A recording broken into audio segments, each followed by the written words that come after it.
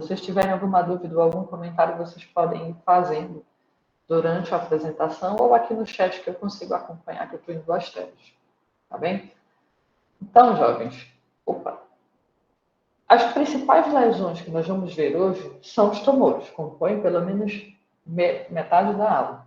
Geralmente, as anomalias congênitas, vocês sabem que na pata a gente sempre começa com uma certa sequência, né? Anomalias congênitas, doenças inflamatórias e doenças neoplásicas. Nas anomalias congênitas, com exceção dos testículos, que é exceto a falta de descida dos testículos, que é a criptorquidia, as anomalias congênitas elas são extremamente raras. A gente pode ter a ausência de um ou de dois testículos, ou ainda a fusão, que a gente chama de sinorquia. Então, histologicamente, para lembrar das estruturas normais do testículo, eles são compostos, vocês viram aqui naquela primeira representação esquemática, aqui é o testículo, nós temos o epidídimo, os testículos eles são divididos em lobos testiculares por septos de tecido conjuntivo, que vem aqui da albugínea, que reveste o testículo externamente. Dentro dos lobos testiculares, nós vamos encontrar os túbulos seminíferos. É a unidade morfológica funcional básica do testículo. E aí esses túbulos seminíferos, eles convergem até o epidídimo. E então, nós vamos falar mais centralmente no testículo hoje, tá? Na histologia dos túbulos seminíferos, a gente tem que eles são estruturas tubulares, então a gente tem aqui um corte transversal. Aqui é o lumen do túbulo seminífero. Externamente, o túbulo seminífero é revestido por uma membrana basal. Também, fora dessa membrana basal, nós vamos encontrar as células mioides, que são responsáveis pela contração dos túbulos seminíferos. E também, no estroma testicular, que é a parte de fora dos túbulos seminíferos, a gente vai encontrar as células de Leydig, que são responsáveis pela produção de testosterona. Nesse sentido, dentro dos túbulos seminíferos, nós vamos encontrar ainda as células de Sertólio e as espermatogônias. As células de Sertólio elas funcionam como fonte de nutrição e base para a espermatogênese. A espermatogênese é feita através da diferenciação das espermatogônias. A gente não vai entrar nesse assunto porque vocês, teoricamente, já viram isso. Mas, basicamente, então, dentro dos túbulos seminíferos, a gente vai encontrar as espermatogônias e as espermátides formando, posteriormente, os espermatócitos. Então, aqui a gente estava vendo representações esquemáticas, agora são fotos microscópicas, onde vocês veem nas setas vermelhas as células mioides, que ficam externas, a membrana basal, lembrando que a membrana basal reveste externamente o túbulo seminífero, e aí a parede do túbulo seminífero é constituída pelo epitélio germinativo, que são basicamente as células de Sertoli e as espermatogônias, e a sua diferenciação nas diferentes espermátides. Do lado de fora, a gente vai encontrar as células de Leydig aqui, que são as células responsáveis pela produção de testosterona.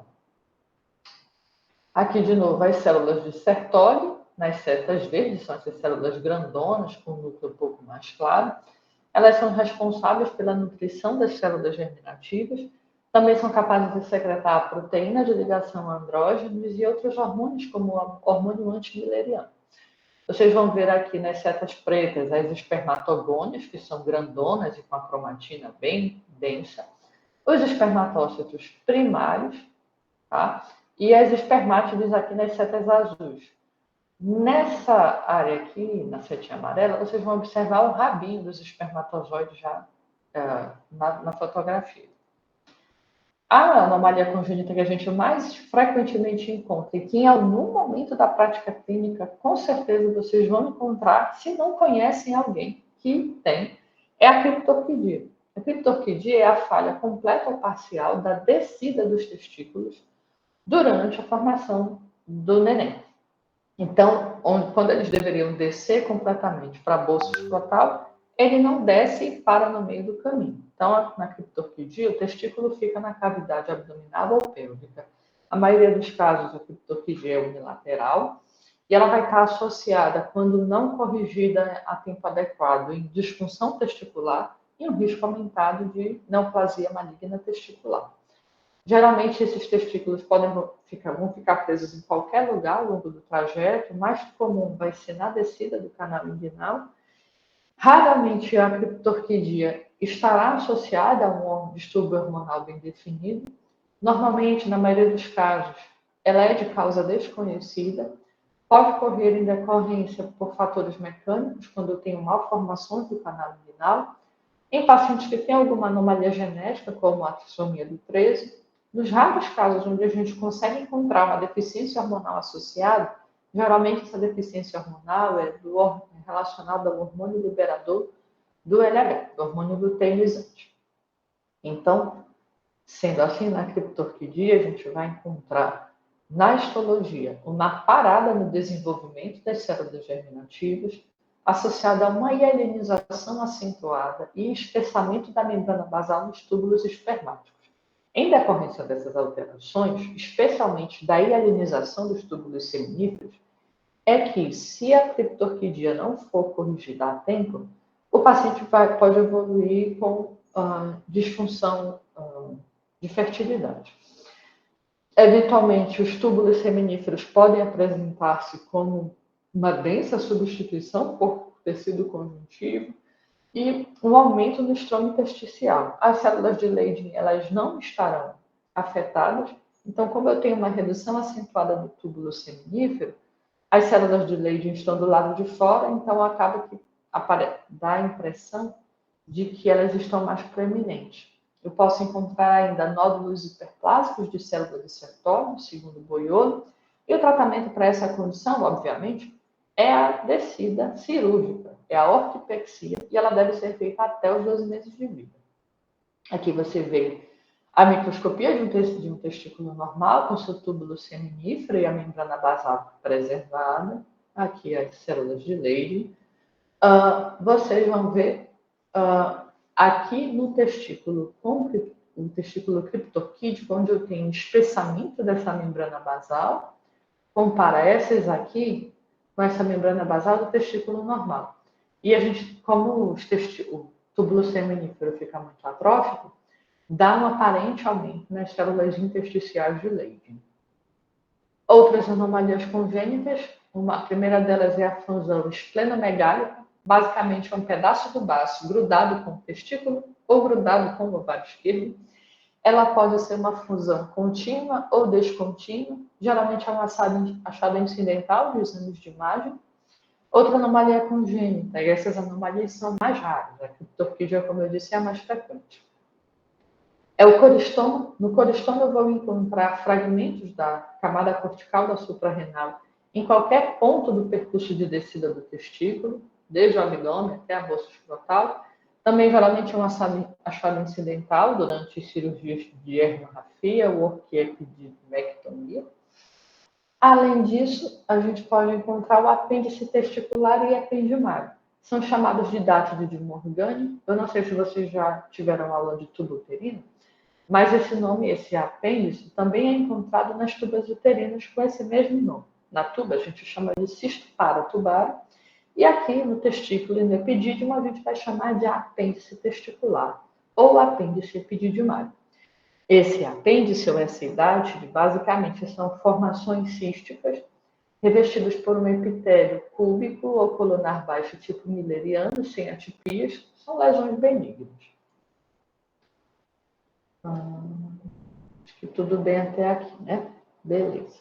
Então, passando para as doenças inflamatórias, a gente vai falar das orquites e epididimites. Estudamos juntos as orquites e epididimites porque normalmente esses processos inflamatórios ou infecciosos do testículo e do túbulo seminífero acabam sendo contidos. Geralmente eles são bacterianos, então eu vou ter uma inflamação aguda, inespecífica, causada pela invasão bacteriana. Como nas orquites bacterianas, essa infecção rapidamente vai se estender e envolver os túbulos e, portanto, o epidídimo a gente acaba chamando de orquiepididimite. Isso normalmente acontece por ascensão de bactérias do trato urinário, e o envolvimento inflamatório do epidídimo e do testículo frequentemente vai ser seguido por cicatrização fibrótica, e isso pode levar à esterilidade. Na infância, a etiologia vai variar de acordo com a idade do paciente. Na infância é raro, geralmente vai estar associado a alterações do trato geniturinário e infecções por bacterias gram-negativas. Em homens em idade abaixo de 35 anos, as ISTs vão configurar como frequente fator de orquites e epididimite, como a clamídia trachomatis e a Neisseria. E acima dos 35 anos, a gente vai encontrar patógenos comuns do trato urinário, como Escherichia coli e a Pseudomonas. Em pacientes com cachumba, com certeza vocês já ouviram falar daquela história de que a cachumba desce para o saco. Essa história de descer para o saco, basicamente, é uma orquite por conta da cachumba. Ela pode ocorrer em 20% dos pacientes, tanto puberal ou pós-puberal, geralmente é unilateral, com infiltrado inflamatório mononuclear, de linfócitos, histiócitos. Quando é bilateral, a ionização completa dos túbulos seminíferos pode levar à infertilidade por conta de um processo inflamatório muito intenso.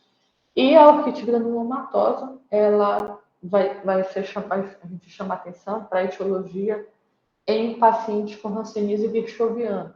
E na histologia, eu tenho uma grande quantidade de bacilos evidenciados pelas colorações para bacilo alcoácido resistentes. Aqui vocês estão vendo uma epididimite aguda, com infecção por gonococo. O epidídimo foi completamente substituído por um abscesso e o testículo normal é observado aqui à direita. A torção testicular também é outro evento clínico relativamente comum. Normalmente essas torções, elas são intermitentes e aí, se não tratada, ela vai frequentemente levar ao infarto testicular. Então, eu tenho duas condições onde a torção testicular ocorre. Ela pode ser neonatal, sem condições associadas, ou pode ocorrer em adultos, associada a um defeito anatômico com aumento da mobilidade. No caso da torção testicular, quanto maior é o tempo o tempo de isquemia, maiores vão ser as alterações. Então, quando a torção ocorre e ela é rapidamente resolvida, eu vou encontrar apenas uma congestão. Se ela ocorre, mas ela demora um pouquinho mais de tempo para ser resolvida, eu posso encontrar hemorragia. E se essa torção é persistente, eu tenho um tempo muito prolongado de isquemia tecidual, então eu vou ter infarto testicular, normalmente é um infarto hemorrágico. Então, em estágios tardios, quando eu tenho uma isquemia muito persistente, o testículo vai aumentando de tamanho devido à congestão e hemorragia, e ele vai ser substituído por um tecido hemorrágico, mole e muito necrótico, como é o caso aqui, dessa torção testicular. Normal. Obviamente, o tratamento é cirúrgico para essa condição. Então, a gente já viu as alterações congênitas, doenças inflamatórias, a torção testicular. Agora a gente vai passar para os tumores do testículo. Jovens, a gente vai dividir os tumores testiculares em dois grandes grupos. O primeiro grande grupo de tumor testicular são os tumores de células germinativas. E dentro deste grupo, eles serão classificados entre seminomas e não seminomas, ou tumores seminomatosos e não seminomatosos. Eles podem ser agressivos e ter um rápido potencial de disseminação. E no outro grande grupo, nós vamos ter os tumores do estroma gonadal e dos cordões sexuais. Esses tumores, geralmente, são benignos. A gente vai começar por aqueles mais frequentes na prática clínica e mais importantes, que são justamente os tumores de células germinativas. Eles vão ocorrer na faixa etária desde a adolescência até a idade adulta, entre 15 a 34 anos. Podem estar associadas a essa síndrome de digenesia testicular, onde eu tenho criptorquidia, hipospade, e aí qualidade pobre do esperma, e eu tenho uma forte predisposição familiar associada. Dentro dos tumores de células germinativas, como eu disse anteriormente, eu vou classificá-los em tumores seminomatosos, porque lembra as células germinativas primordiais, E tumores não seminomatosos. Por que eles recebem esse nome? Porque essas células lembram células tronco-embrionárias e elas podem se diferenciar em basicamente 3 tipos histológicos. Tumores de saco uterino, corocarcinomas e teratomas. A gente vai ver daqui a pouco. A maioria desses tumores de células germinativas vão se originar de uma lesão pré-neoplásica chamada neoplasia de células germinativas intratubulares. Tubulares por conta dos túbulos seminíferos. O tipo mais comum de tumor de células germinativas vai ser o seminoma. Eles representam cerca de 50% dos tumores testiculares e geralmente vão ocorrer na pico de incidência da terceira década, quase nunca ocorre na faixa etária infantil. Quando vocês estiverem estudando tumores de ovário, vocês vão encontrar um parente muito igual, que é o de germinoma. Ele é bem parecido, inclusive, histologicamente. Normalmente, jovens, os tumores testiculares, eles não são tumores puros. O que quer dizer com isso? Geralmente, eles são tumores mistos. Eu posso ter um seminoma associado a um teratoma, um seminoma com área de diferenciação de corocarcinoma. O patologista, na hora de classificar o tumor e dar o laudo definitivo, ele vai dizer qual percentual de tumor seminomatoso e qual percentual de outras lesões associadas, porque isso pode ter impacto prognóstico, faz diferença para o clínico. Um seminoma típico é um tumor maciço, são massas volumosas, então a apresentação clínica é de uma massa testicular palpável, e ao corte ele apresenta uma superfície lobulada, cinza esbranquiçada, aqui está meio amarelado, mas é da foto, confio. Sem hemorragia ou necrose. Então, é um tumor branco-acento, branco acinzentado, bem compacto, não tem associação com hemorragia ou necrose, normalmente não há infiltração da túnica albugínea, pode haver extensão parapidídima e as estruturas adjacentes, como cordão espermático ou bolso escrotal. Lá no final, quando a gente estiver falando de estadiamento, vocês vão ver que a avaliação dessas estruturas faz parte do estadiamento dessas lesões. O seminoma típico, jovens, ele vai ser composto por massas sólidas, por lençóis de células bem uniformes, ou seja, bem parecidas entre elas. Essas células vão estar divididas por septos de tecido fibroso e nesses septos eu vou encontrar frequentes linfócitos. Isso é muito característico dos seminomas. As células do seminoma, vamos ver na imagem, são células grandes, poliédricas ou arredondadas, com citoplasma claro, núcleos arredondados, algumas com nucleolo evidente, e aqui nessas duas imagens vocês conseguem ver claramente a imagem típica de seminoma. E quando estiverem estudando no ovário, o de germinoma vai ser a mesma coisa. Então, você vê uma massa uniforme de células volumosas, poligonais, de citoplasma claro, com núcleos arredondados, nucleolos evidentes, divididas por septos de tecido conjuntivo, e nesses septos eu encontro linfócitos, típico de seminoma. Um tipo especial de seminoma é o seminoma espermatocítico, que ao contrário do seminoma clássico, esse seminoma espermatocítico vai ocorrer em homens mais velhos, acima de 65 anos, é uma neoplasia de crescimento lento, e aí ele pode ter cistos mucoides na macroscopia. Tipicamente, eles têm 3 tipos celulares: células pequenas, células médias e células gigantes. Tá? Eles normalmente não possuem linfócitos, granulomas, sincício-trofoblastos, que são coisas que podem acontecer no seminoma clássico. Tá? E aí, a gente vê então aqui um aumento importante do volume escrotal no paciente com seminoma espermatocítico. E aí você vê as tais das 3 tipos de células: células pequenas, células médias e células gigantes, que podem ser uni- ou multinucleadas. Tá? Mesma coisa a gente vê aqui na imagem: células pequenas, células médias e células grandonas, células gigantes. Ainda falando dos tumores seminomatosos, o segundo tipo de tumor seminomatoso mais frequente vai ser o carcinoma embrionário.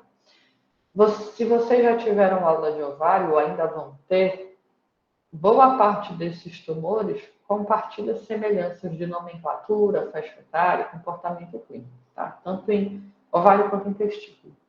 No caso do carcinoma embrionário, ele vai ocorrer na faixa etária entre 20 a 30 anos, é mais agressivo que os seminomas.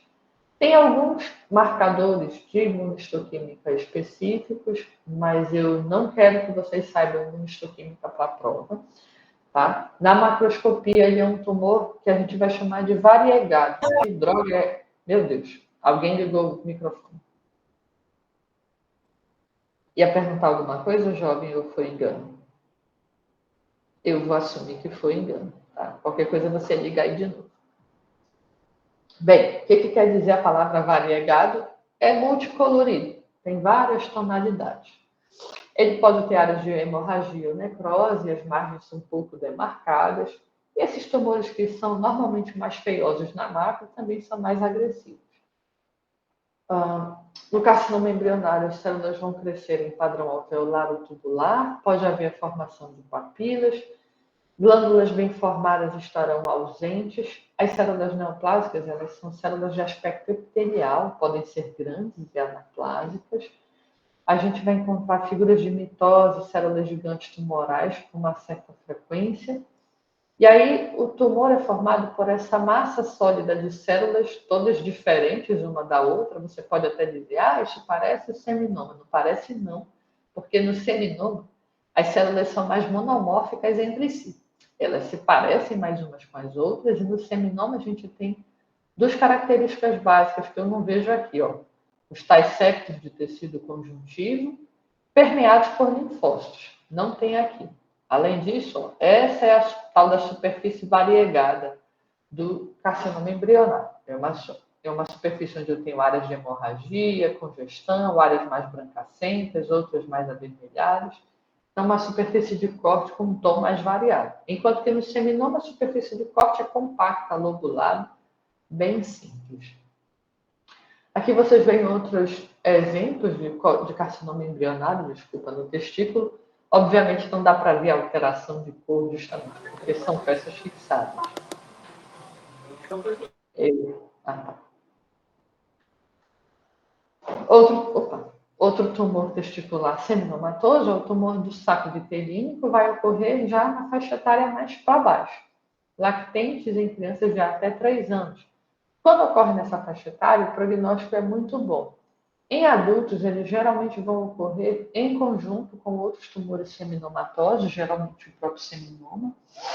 Ele pode ocorrer também em combinação com o carcinoma embrionário.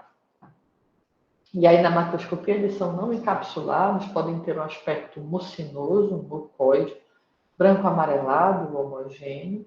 E na microscopia, ele é formado por uma trama rendada. O que isso quer dizer? Acho que é melhor mostrar na imagem. Mas a gente tem a formação de estruturas que são características desse tumor, que são os corpos de Stiller-Duval. E, geralmente, metade desses tumores, a gente vai encontrar essas estruturas que são semelhantes aos seios endodérmicos. E eu aposto que vocês não se lembram como é um seio endodérmico, mas o que vocês têm que saber é que tumor de saco vitelínico é igual a corpos de Stiller-Duval, tá?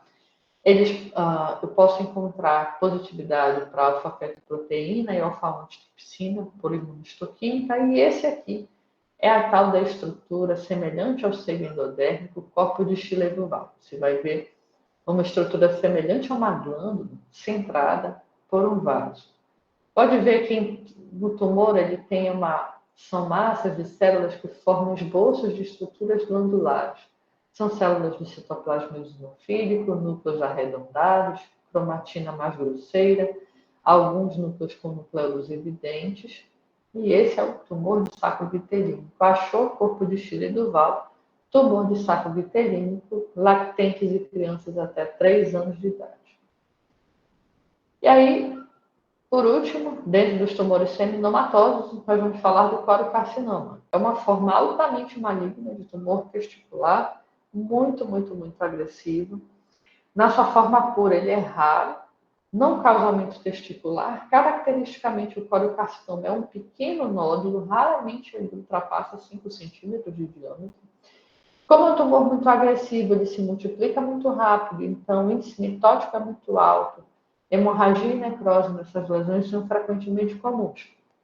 E o corocarcinoma é caracterizado pela presença de dois tipos celulares: os sincício-trofoblastos, que são essas células multinucleadas aqui, e os citotrofoblastos. Observa aqui as áreas de hemorragia que são comuns nesses tumores. Então, e eles frequentemente metastatizam. Aqui é uma imagem de uma metástase pulmonar por corocarcinoma. Então, aqui é o parênquima pulmonar e a área de metástase associada.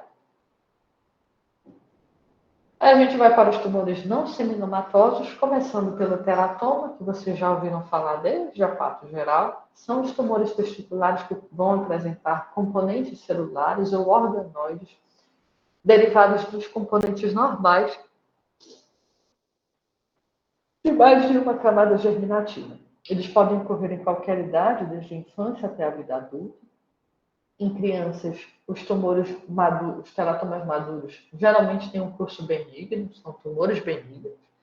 Em homens após a puberdade, os teratomas pós-puberais são considerados malignos. Na macroscopia, são tumores grandes, variando de 5 a 10 centímetros de diâmetro. São tumores heterogêneos, com áreas sólidas, cartilaginosas e áreas císticas. Vocês conhecem bem esses tumores, acredito que da parte geral, são aqueles tumores que têm pelo, produção de sebo. Então, a macroscopia dele é bem característica. Quando eu encontro hemorragia e necrose, pode haver associação com carcinoma embrionário ou corocarcinoma, lembrando que os tumores seminomatosos e não seminomatosos podem vir misturados, tá? E aí, na histologia, a gente vai encontrar o tipo celular que eu vejo macroscopicamente. Basicamente, é uma coleção heterogênea de vários tipos de linhagens celulares em meio a um estroma fibroso ou mixoide.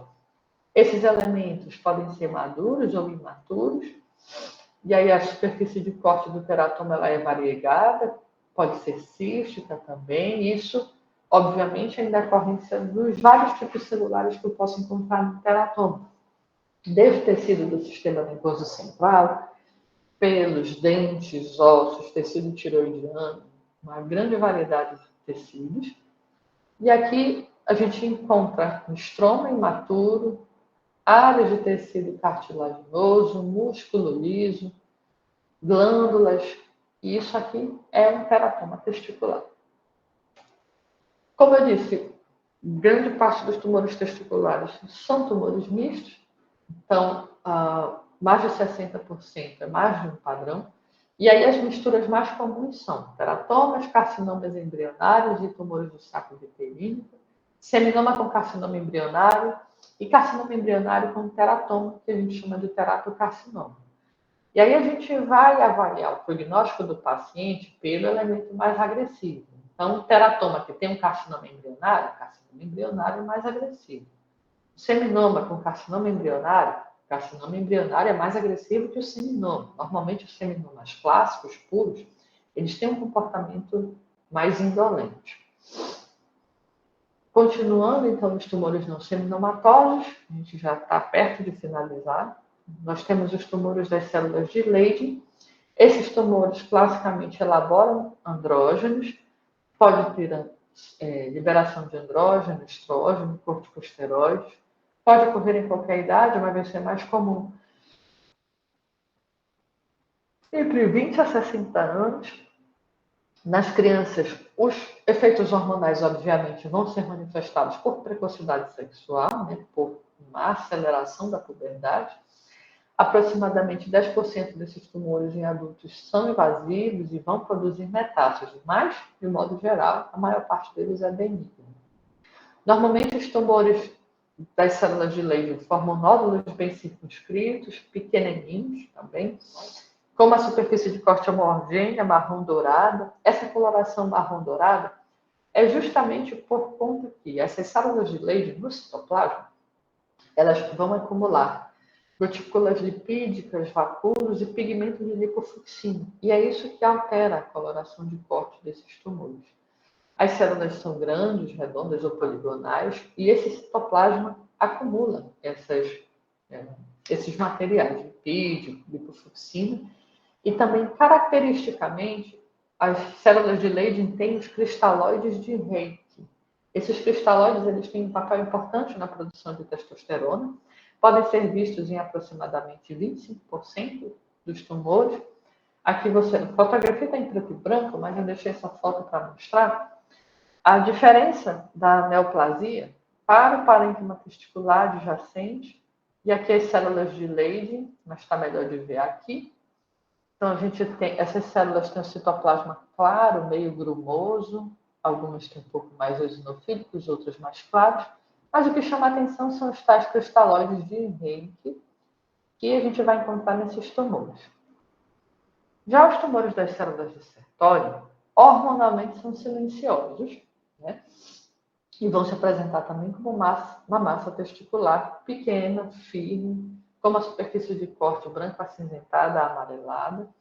As células vão estar organizadas em trabéculas, que vão formar estruturas semelhantes a cordões ou túbulos.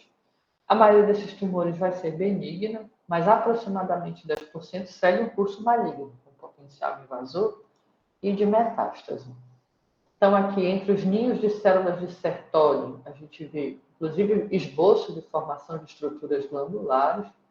No meio, tem algumas células de Leydig com citoplasma eosinofílico e o próprio estroma tumoral.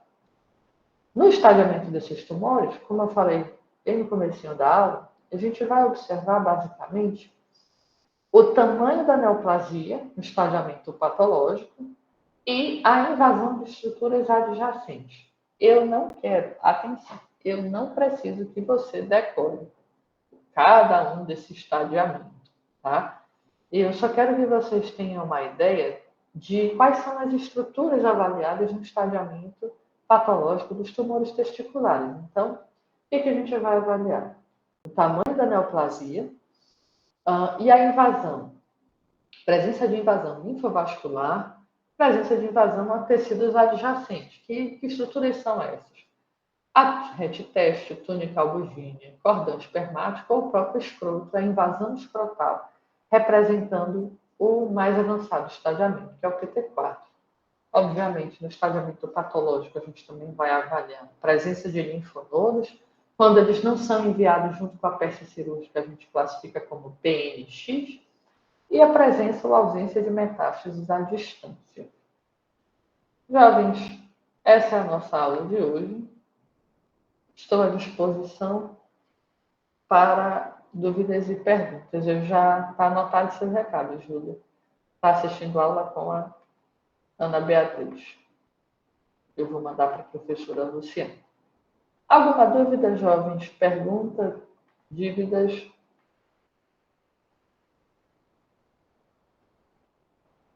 Não, doutora, obrigada. Obrigada, Gil. Então, jovens, tudo certo, Ana. Bom resto de noite, senhoras e senhores. Bom resto de semana e até a próxima aula. Obrigado, doutora. Boa noite. Boa noite. Tchau, tchau, pessoal. Obrigada, prof. Boa noite.